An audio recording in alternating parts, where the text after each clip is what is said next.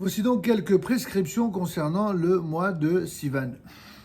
Alors que le mois de Nissan tout entier participe, si l'on peut dire, à l'éclat de la fête de Pessah, ce sont les 12 premiers jours de Sivan seulement qui sont distingués, comme par exemple l'interdiction de jeûne volontaire, même à l'occasion de l'anniversaire de décès de l'un des parents, ou la suppression de ce qu'on appelle les tachanonim, les supplications, de Rosh Chodesh jusqu'à la veille des Shavuot, parce que ces jours étaient ceux de la préparation du peuple d'Israël au grand jour de la révélation. C'est les mêmes particularités qu'un Yom Tov, finalement. Pour les 12 premiers jours du mois de Sivan. Oui, pratiquement. En tout cas, en ce qui concerne les fameuses Tachanonim. La fête de Shavuot, quant à elle, tombe le 6 Sivan.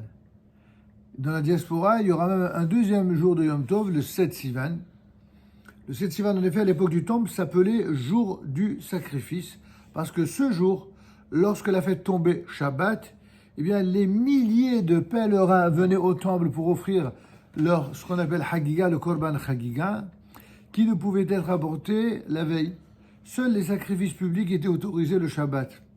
Et jusqu'au 7e jour à compter du 6 Sivan, donc jusqu'au 12 inclus, ceux qui étaient venus à Jérusalem avaient donc la possibilité d'apporter leurs offrandes. Aussi, quand on est Eretz Israël, on ne dit pas Tachanoun et on ne jeûne pas non plus du 7 au 12 inclus, alors que dans la diaspora, on se limite à Isrou Chag le lendemain du 7 Sivan. D'accord, ça c'est pour les fameuses prescriptions concernant le mois de Sivan.